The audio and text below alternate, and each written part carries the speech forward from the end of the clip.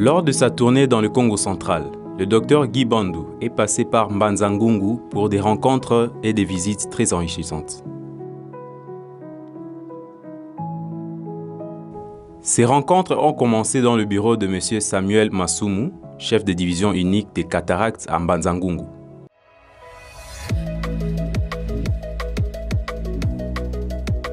Le docteur Guy Bandou s'est ensuite rendu à la prison centrale de Mbanza-Ngungu accompagné de maître John Peter Moujanai, avocat au barreau du Congo central et coordonnateur provincial de l'OCDH.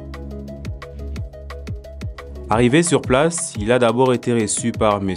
Trésor Malonda, directeur de la prison centrale de Mbanza-Ngungu. Après cet échange, M. Trésor Malonda a fait faire le tour du propriétaire à son hôte du jour.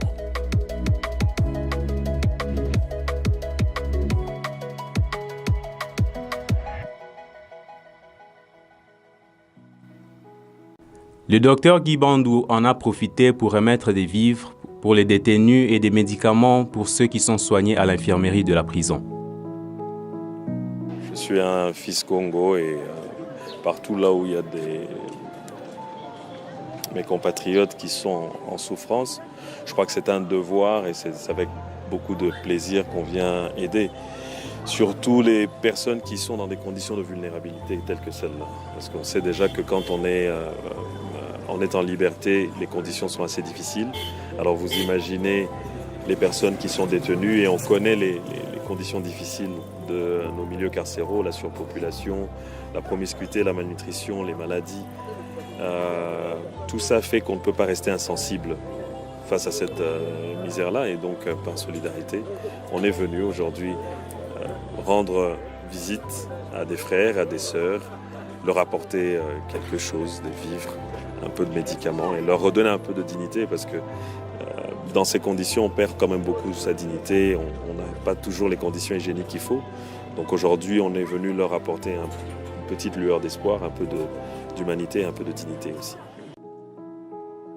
Le point d'orgue de cette visite était l'arrivée du docteur Guy Bandou à la cellule où a été incarcéré le prophète Simon Kimbangu au début de son emprisonnement il y a tout juste 100 ans, en 1921.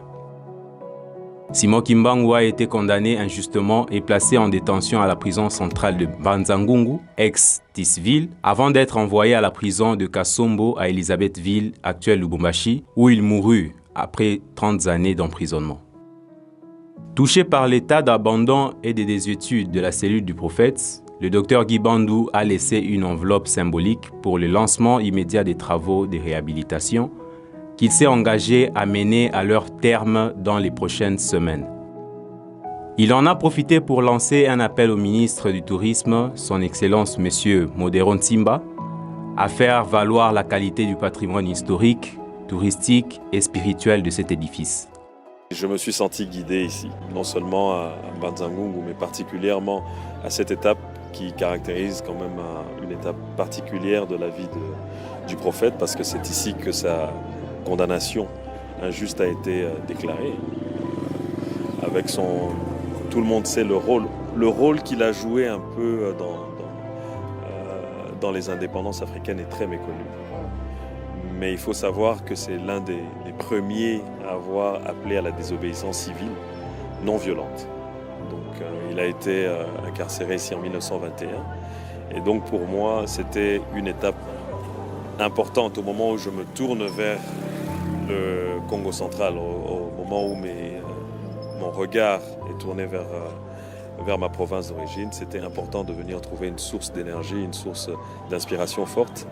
Et c'est comme ça que je me suis retrouvé guidé dans sa cellule. Et je peux vous dire qu'il s'est passé beaucoup de choses dans cette cellule-là.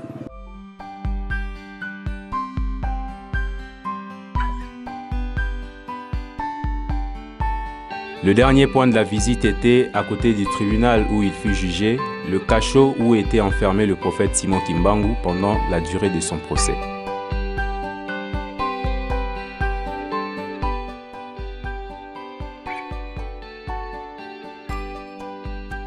Cette visite a été pour le docteur Guy Bandou, fils du Congo central, l'opportunité de poser un geste de solidarité envers ses frères de la province et de se ressourcer au lieu où le prophète fondateur du mouvement kimbanguiste a débuté son incarcération.